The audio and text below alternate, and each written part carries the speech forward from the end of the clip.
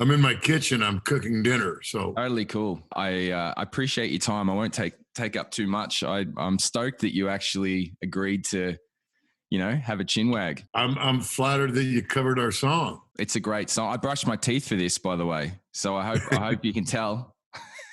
Well, your mouth looks awfully clean, so that's good. Thank you. Yeah. I've been a huge fan for ages. I drive everyone crazy on the tour bus by just playing Huey Lewis and the News flat out. I sort of got the moniker of Patrick Bateman, There was so much good shit there to be able to, butcher. Well, you're sweet to say that, and you guys play great too. And I love your guitar solo in the thing. I think it's fantastic. Thanks, mate.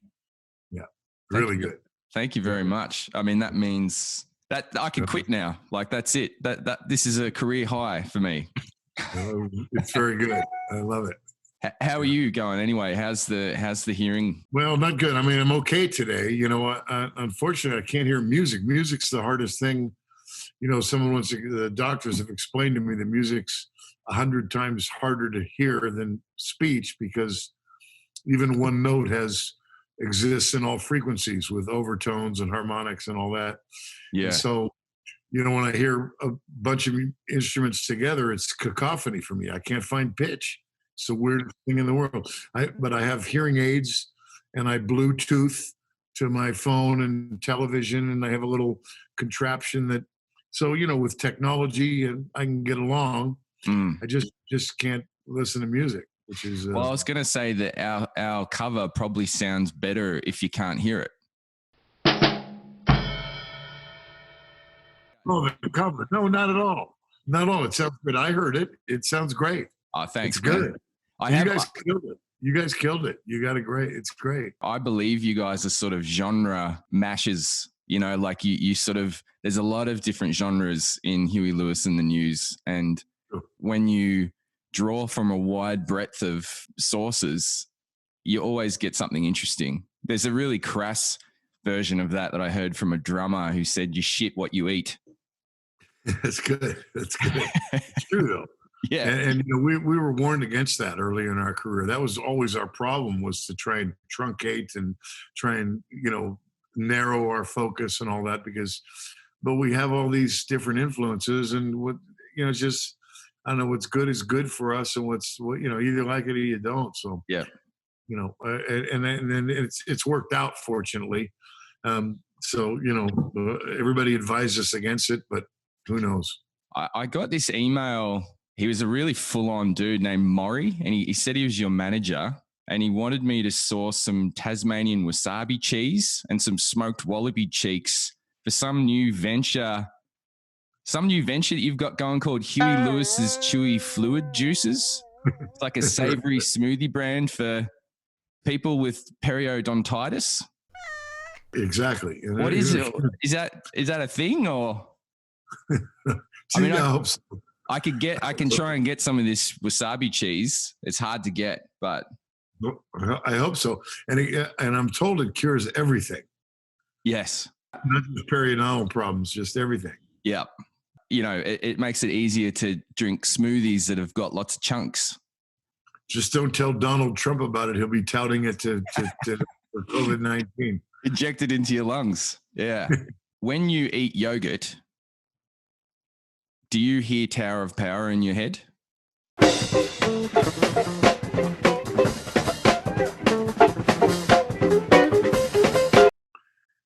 Do I hear Tower of Power in my head? Yeah, does Tower of Power play in your head every time you eat yogurt?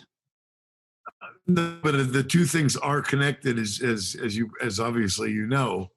That's my day job was a natural foods company, and with my partner we sold yogurt, Nancy's yogurt, made by Sue Kesey, Ken Kesey's sister-in-law in Eugene, Oregon. And when we would load the truck at 4 or 5 o'clock in the morning, we played Back to Oakland from Tower of Power just over and over again.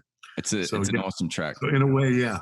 Yeah, I was going to say, because doing that regularly, whether it imprinted in your brain, and like yogurt's got this, yeah, maybe not. I saw on Jimmy Kimmel, you talked about playing with an Aussie guitarist in Seville named Mike. Is that Darren's cousin Mike? Mangled bike? Did his head get caught in a thrasher? Is that one? I don't know. I Okay. can't remember. There's not many Mikes in Australia. It could be anyone. Did Chris Hayes play the toilet seat guitar in the 2am club? Because it's quite a famous thing, that toilet seat guitar, isn't it? Yeah, it is.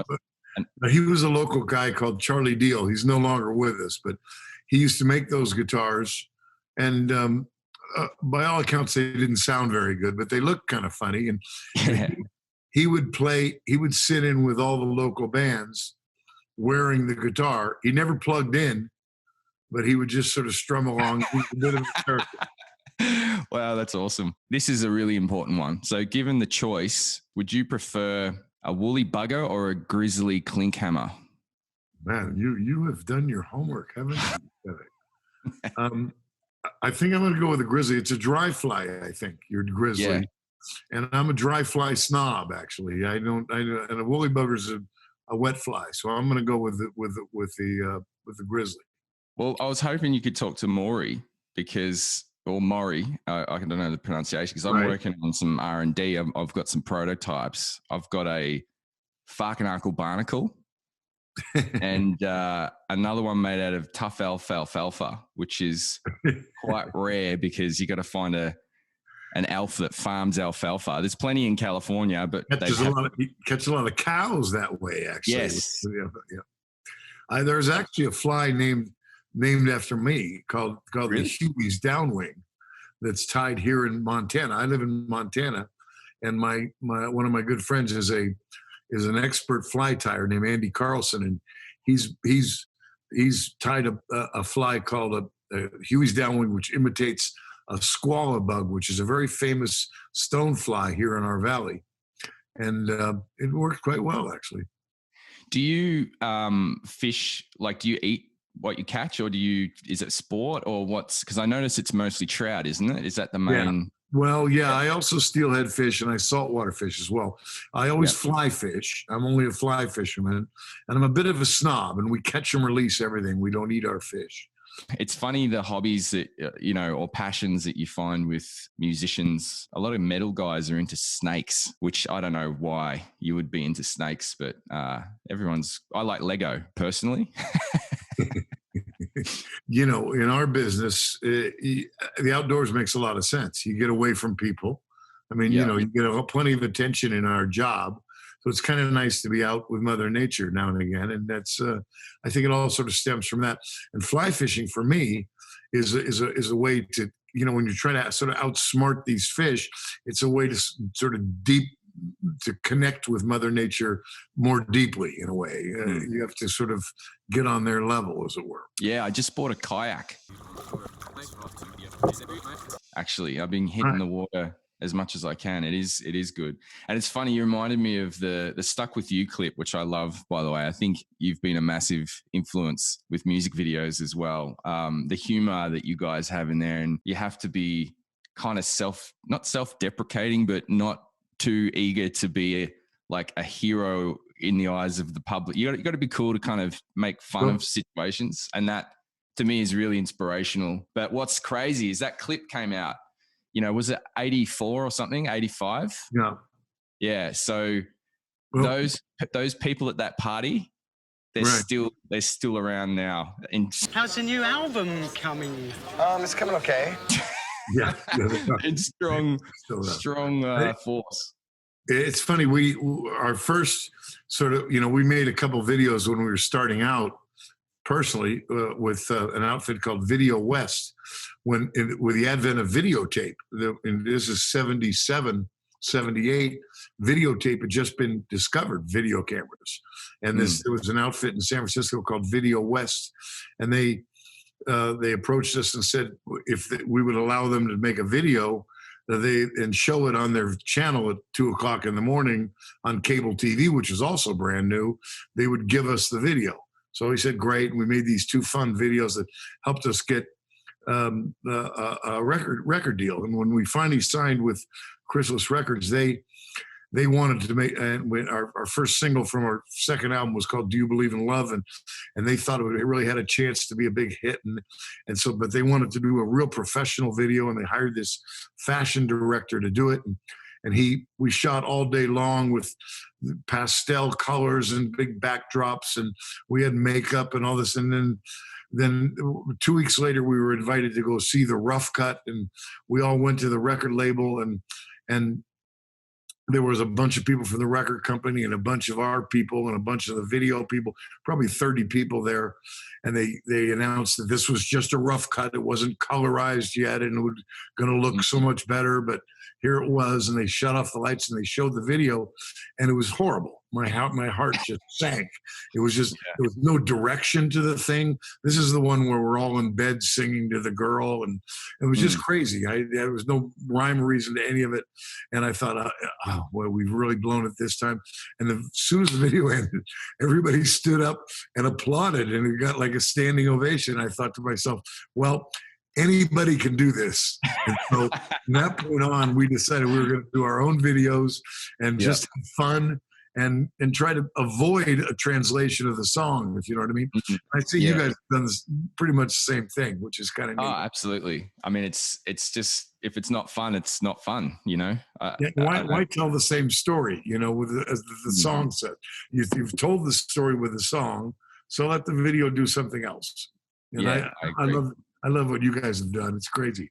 You zig when the song zags, you know? Great. What are you cooking for dinner? I'm cooking elk stroganoff tonight. Oh, wow. Is that local elk? It is. Do you get many bears there? Any who? Bears. Yeah, no, we get bear. Yeah, bear. Yeah. Can't understand. Bear. Yeah, bears. Yeah, we don't have a lot of bear. We have grizzly bears in the mountains, but not. Once in a while, you get a small black bear. Usually a cub that's been weaned and doesn't know where she is, but not a lot of bear in the valley. You probably get sick of talking about this, but did you see DMC are releasing new DeLoreans? Releasing what now? New DeLorean cars. Like no kidding. Are they really? Honestly, no. Yeah, right. yeah. I think 2020 there, unless it was a bullshit article, they're going to.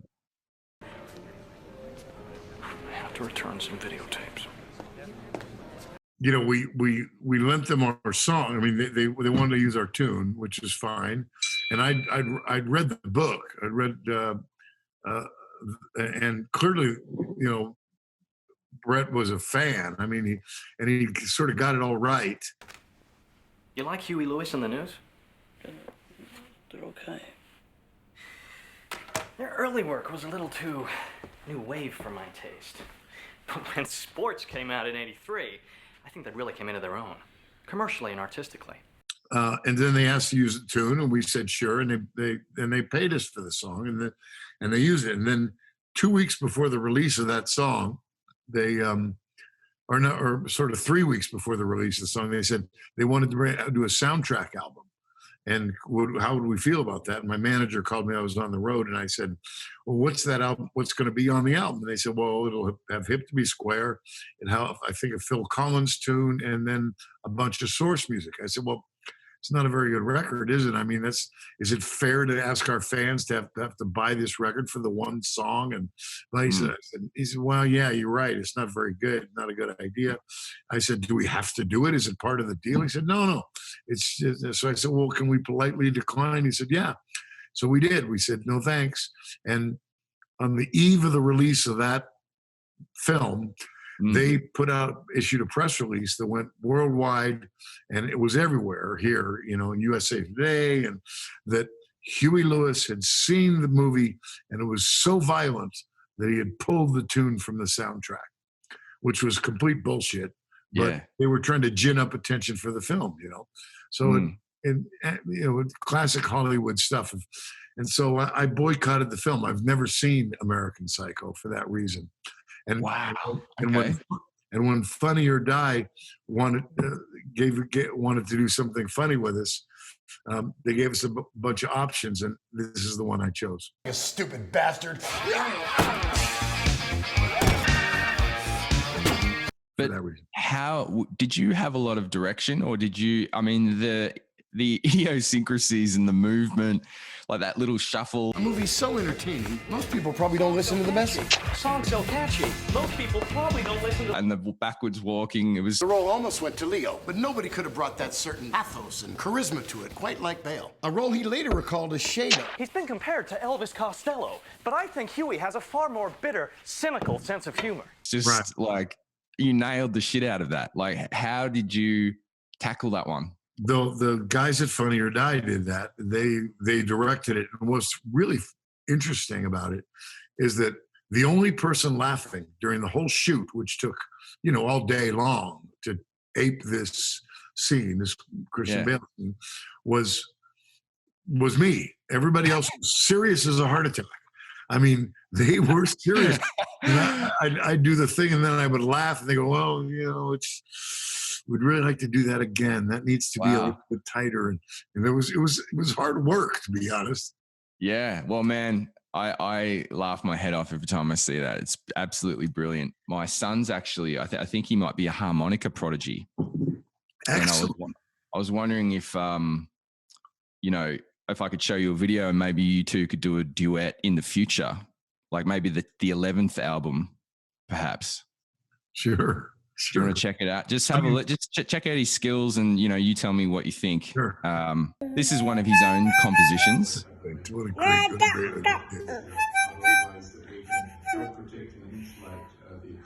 Are you writing a new song? Yeah. Is it